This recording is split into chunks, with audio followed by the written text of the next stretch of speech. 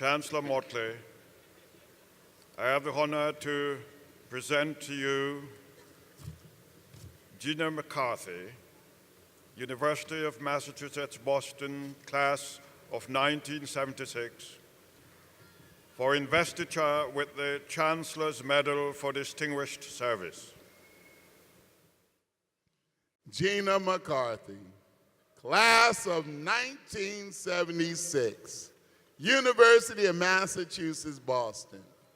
You are a leading advocate for common sense strategies to protect public health and the environment. With a track record of high visibility results as our nation's administrator of the Environmental Protection Agency, you have what has been described as a special determination to make every day Earth Day.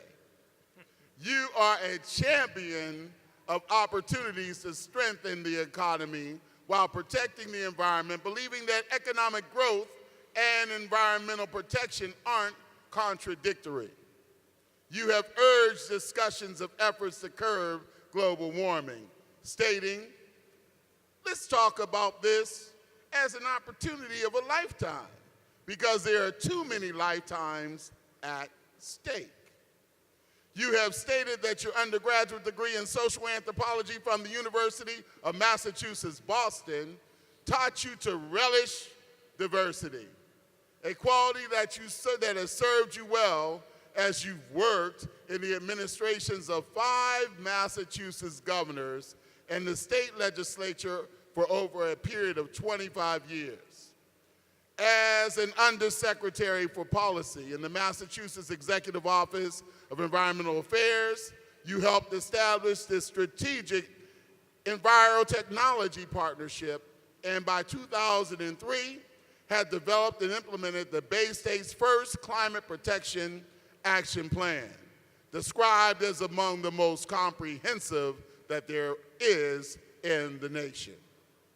In recognition of your dedicated efforts to protect American families by eliciting the best policies possible for the sake of our environment and future generations, your alma mater, on its 50th anniversary, is pleased to award you, Gina McCarthy, this Chancellor's Medal for Distinguished Service. Congratulations.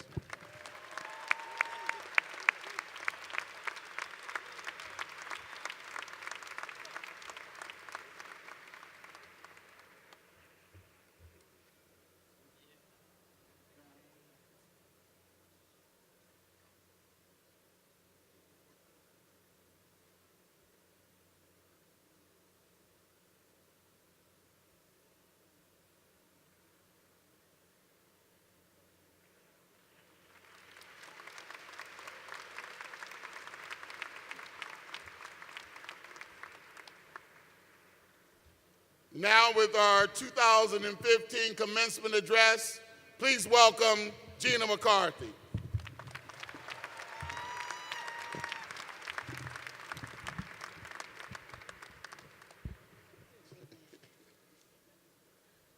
I can't imagine why he thought he needed to lower the microphone.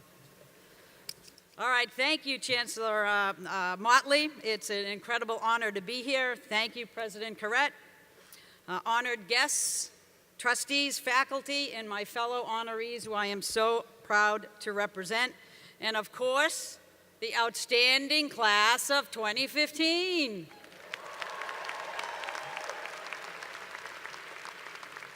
Well, congratulations to every one of you and your parents, your partners, your children, your friends, all of them who have put up with your sleep deprivation and your GPA anxiety. This is time for all of you to celebrate, and frankly, it's time for me to celebrate too. You've just become a member of my big, huge family, because UMass Boston is my family, both figuratively and literally. My father went to Boston State before it turned into UMass Boston. My husband Ken and I met at UMass during a French class with Professor Jules Abendstern back in 1972.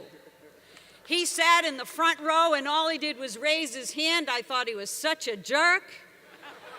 I sat in the back being so cool because I just smoke Winstons all day. I think we were both a little bit obnoxious. But it must have been a match made in heaven because 36 years of marital bliss, right, honey?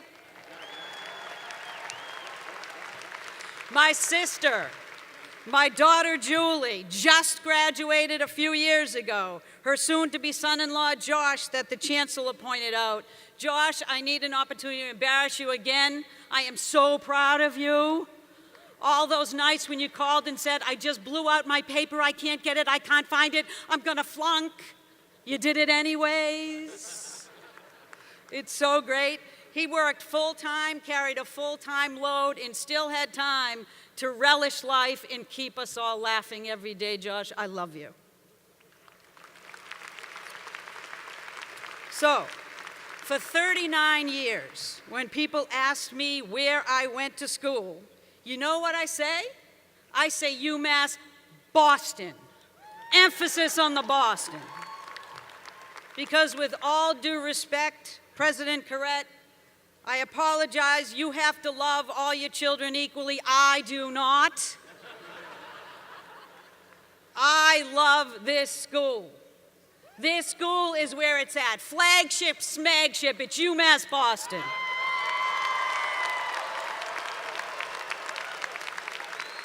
So, I've never left the Boston out. When someone asks you where you go to school, what do you say? Yes. For 50 years, UMass Boston has celebrated students of all ages, all backgrounds, incomes, and interests. Diversity has defined this school. With 139 countries and over 90 languages on campus, it's amazing how many ways this class is going to go forth and diss the Yankees. I have decided we're going to go into business doing multilingual t-shirts where no one will know that on the back it says Yankees suck. For 50 years, UMass Boston has attracted students where passion for learning is matched only by their passion for service. Do you know 90,000 UMass Boston alumni have gone on to serve this Commonwealth, and I was one of them, and I served with many more with great pride and distinction. Public service is not a tremendously successful path to get rich, folks. Ken and I can attest to that. But it is an incredibly successful path if you want to have a rich life. And I promise you that. This class is the culminating virtue of those 50 years of progress and passion, 50 years of embracing diversity and service. If anyone dares question the value of our beloved institution, you need to stand up tall and say with beacon pride, yes, this is the only public research university in Boston. Yes, we do have a fantastic new integrated science complex to go along with 3 new schools. And yes, Kanye West did do a concert here. At least that's what I'm told. You know, I know it's my turn to give you some life-changing advice, and I've been thinking about it a lot. I need a drink of water.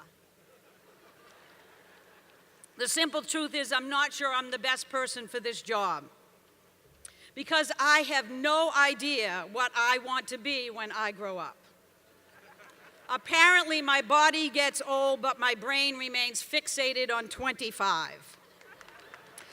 Because I've always gone with my gut.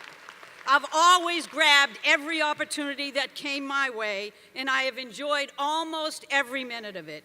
Yes, life has thrown me a few curveballs, and I found myself having to choose between sitting on the bench or stepping up to the plate. Look, you can't work for 6 governors, including Governor Dukakis and Governor Romney, and now President Obama, without having to adapt and make some really tough choices. It's an inevitable part of life's game, and frankly, that is the message that I want to share with you today. Life doesn't follow anybody's plans or expectations, so you have to be open to change, to new situations, new ideas, new possibilities. Be prepared for curveballs, and when they come your way, for crying out loud, step up to the plate and swing at them. Otherwise, you'll sell yourself short and you'll leave some of life's best adventures unexplored. How you respond to change is so important. You could stick your head in the sand and pretend it isn't happening. Frankly, you wouldn't be alone because half of the people who live in Washington, D.C. do that on a daily basis. You could run away from change and leave opportunities to everybody else while you rant on Facebook about how unfair life is. But that's actually what the other half of the people in Washington, D.C. do. Or maybe, just maybe, you could take charge, you could embrace change, and you could make change your own. So when change happens and life throws you curveballs, dare to dive in head first. Be comfortable being uncomfortable so you can bend change into opportunity for you and for all of us. I know a lot of you are thinking, okay, so things change, big deal. But believe me, over the last 50 years, I've seen it. We have seen transformational change. Things happening that were impossible to imagine even in our wildest dreams. 50 years ago, there was no Columbia Point. I did not have a Columbia Point campus to go to. I actually had no campus to go to. You have a harbor walk. You know what I had? I had a walk on the wild side. My freshman math class was in the combat zone above a strip joint. No joke. It was the only math class I ever took that wasn't incredibly boring.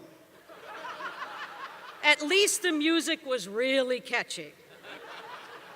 50 years ago, we pumped leaded gas into our cars and people smoked on planes and we used landlines and phone booths to talk to each other. I bet there's lots of you out there sitting there who can explain to me how Snapchat works, and none of you have any idea what a phone booth looks like. 50 years ago, the average price of a new car was $2,500. You know what that buys you now? A good down payment on an Apple Watch. You can't even drive an Apple Watch, folks. Not yet anyways, but I bet at some point in time, you'll be able to take your watch and go, beam me up, Scotty. Yes, we did have Star Trek almost 50 years ago. And 50 years ago as a kid, our big day in the summer was to have a picnic in a swim at Tinian Beach right up the street. Thank you, it was great. The only problem with it was after we got out of the water, we'd have to peel blotches of oil and tar off our skin. You know, today our world is very different. Our phones, cameras, and computers are crammed into a little piece of metal and glass with more power in our pockets today than NASA used to put Americans on the moon. The International Space Station can print spare parts on a 3D printer. And oh yeah, we have an International Space Station, people. The fastest growing sector of jobs in this country today is solar energy. Thank you, adding over 26,000 jobs last year. And if I learned my combat zone math correctly, that's about one job every 20 minutes. Go grab those jobs, kids. And after a march across a bridge in Selma, after the passage of the Voting Rights Act, the President of this United States is living proof of half a century of change to endow rights long dreamed of and fought for. And last but not least, just this week, Ireland became the first country to legalize gay marriage by referendum. Talk about change, proud day for the Irish. You know, that blue water that surrounds Columbia Point, the breath of fresh air that you just took, lead-free gasoline, smoke-free airplanes and campuses, yippee, UMass Boston just became, you don't know they became smoke-free? Don't light up in here. Federal and state environmental laws and an EPA that's on the job protecting your health and your future. That is the power of 50 years of embracing and leading change. But there's still a lot to do, and all of us up here are counting on all of you. You know why? Because if you want to know who has been in the front line of leading change at any point in our history, you have to look in the mirror. It's been young people like you, passionate, caring, and optimistic, unafraid of uncertainty, standing up for what was right, speaking out for what was fair in our classrooms, city halls, and in our streets across the country. Young people who welcomed risk and let science be their guide, even when it wasn't convenient, and who took the critics on and who said it couldn't be done by simply making it happen. Young people were the drivers of environmental information and communication revolution that we now forget about and take for granted. From photovoltaic cells to cell phones, to space stations, to Facebook and Google, putting all of the world at all of our fingertips. The past 50 years of UMass grads didn't deny change. They didn't let others dictate change, and they would not wait for change. They grabbed it and they shaped it, and we did it. You have to too. Just imagine what you could put in motion that would actually pave the path of opportunity for the next 100 graduating classes. So here's my advice in a nutshell. Be comfortable being uncomfortable. Why not? Look around you. You've proven you can do great things when you get a UMass grad. That they embody tenacity. They know what life is about. You get someone who's done much more than check a box, because you get a graduate who was not handed a diploma. You get someone who worked hard for it and grabbed it for themselves, who had a long road to hoe, because so many of your lives are filled with family and financial obligations and responsibilities, and you came here because it was a great option, but in my case, it was the only option. A graduate from whom passion and drive aren't extra credit, folks. They are your core curriculum, because you've been living and working in social circumstances that other college students read about and study. The tenacity it takes to be a UMass Boston grad, that is the prize that you are taking home today, because that is what your education is all about. That's the secret sauce. That's what gives you the ability, ambition, and frankly, the attitude to get you where you need to go. So don't lose that when you walk away, because that is the most important lesson to take with you. I know all about UMass Boston grads. I am one, and I live with them. When I graduated, I never thought about doing environmental work. I just wanted to be a social anthropologist, but every time I looked up jobs in the Boston Globe, I didn't find any one of those, and I started to get hungry. So I began my unplanned roundabout journey that took me into community health work in the blossoming world of environmental protection. So I learned and I learned and I learned some more. You know, I had to, because the only science class I took at UMass Boston was called Science for Survival. Do you still have that? I took it pass-fail. I passed. It just goes to show you, you never know what you're going to do in the future. And it turns out I still put my knowledge of primitive societies to good use. After all, I have been dealing with state legislatures and Congress for years. And they have the absolute most archaic and complex culture, seemingly absolutely designed to never get anything done. It is truly baffling, the only non-productive culture that has ever existed. So as you leave UMass Boston and decide what to do next, think about what a hero of mine, Eleanor Roosevelt, once said. You must do the thing you cannot do. You gain strength, courage, and confidence every time you stop to look fear in the face. So go for the job you think you cannot do. Go for the job that may not be what you studied for or what you plan to be. Stretch yourself and you will uncover tremendous new interests and opportunities at every door. I know you can do this because there are countless grads here today who proudly hold their diploma in their hand as their first in their family to do so. We saw them stand up earlier. UMass Boston produces so many living inspirations. They're unconventional and they're also unwilling to give up. Let me tell you just about one of those. Dan Doucette, are you here? Where's Dan? Oh, there he is, back there. Dan, stand up. Dan, let me tell you Dan's story in a very quick nutshell. For 15 years, in service to his city and his community, Dan worked full-time for Chelsea Public Schools, doing custodial work by day and landscaping by day. And he took classes part-time and he studied at night alongside, are you ready? 15 different classes of students like you, watching 15 different graduating classes cross the finish line. But Dan didn't give up, and when he ended up taking an environmental science class because he messed up in his registration, have you ever done that? That wasn't what's special about him, you've all done that. When he ended up taking an environmental science class, and now that's where he wants to go. Dan, congratulations, you're crossing the finish line. Come on down to EPA, we need you.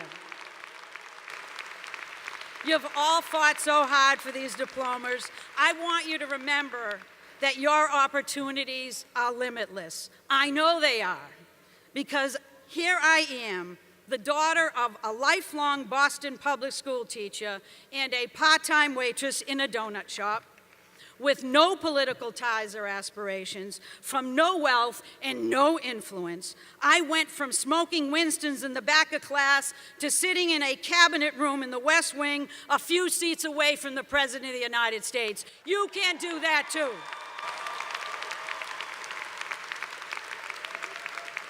But you know what made all that possible? What made that possible was UMass Boston. Their school was my enabler. It inspired me. It taught me to embrace diversity, how to love learning. It leveled the field for me. It gave me a chance, and it will give you that chance too. The only thing you need to do is grab it. As I've said, I've been thrown a few curveballs in my day, but it hasn't been an easy journey every day. But it has been the honor of a lifetime to serve the American people for 35 years. I've worked hard to embrace the responsibilities I've been given, deliver on the promises I've made, while always keeping in mind that my husband and my 3 children are the reason why I do what I do in the greatest gifts of my life. For all these reasons, right now, I cannot think of a better place for me to be than at the head of the U.S. Environmental Protection Agency, where there are 15,000 people who are solely dedicated in all of their lives, dedicated to the health and well-being of you and your children. You and your children are where they are at. For nearly 45 years, EPA has found ways to dramatically reduce pollution in the air we breathe, the water we drink, and the land in which we live, work, and play. And while our economy has tripled in size, that is not a problem, folks. That is a solution. In America, environmental protection is not window dressing. It's the foundation of a strong, opportunity-rich economy and good-paying middle-class jobs. Just look at what a clean Boston Harbor has done for this city. As Mayor Menino, God rest his soul, said to me many times, this city is world-class because of this harbor. It is our economic engine. And the beautiful thing about EPA is, and the thing that I'm most proud of, is that it really came into being as a result of democracy in action. We were born from popular pressure. We were an answer to millions of voices like yours calling for landmark laws to secure our right to a healthy environment. And today, we need your voices more than ever, because nothing threatens our health, our economy, our safety, or our national security more than the challenge of climate change. So we need you to speak up for the science, to shout out for the inevitability of a low-carbon future, and to embrace the products, technologies, and jobs that are going to get us there. That's how we will bend the challenge of climate change into an opportunity for all. So as you leave UMass today, choose to embrace the power to lead change, to get engaged, to take a stance, to play an active role in shaping your world.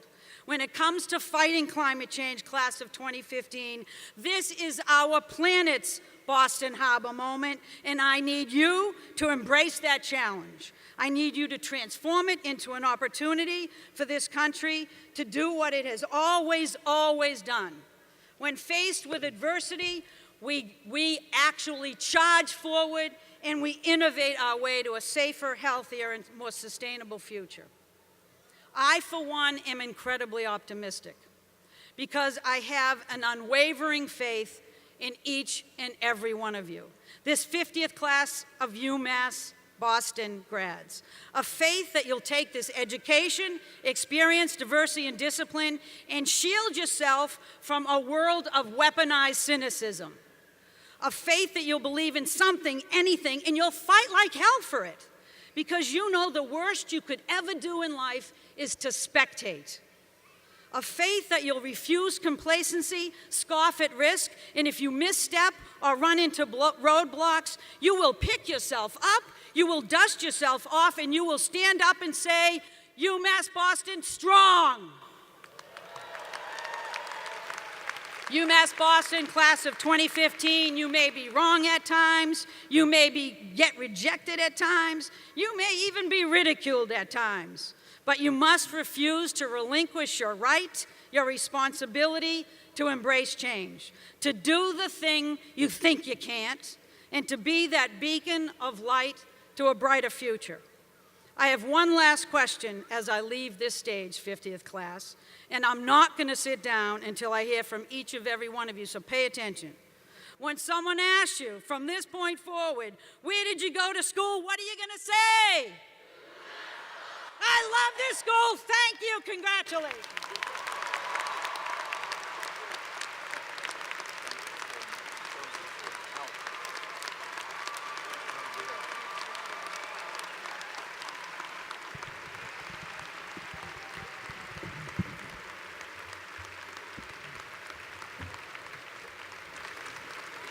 Gina McCarthy, ladies and gentlemen.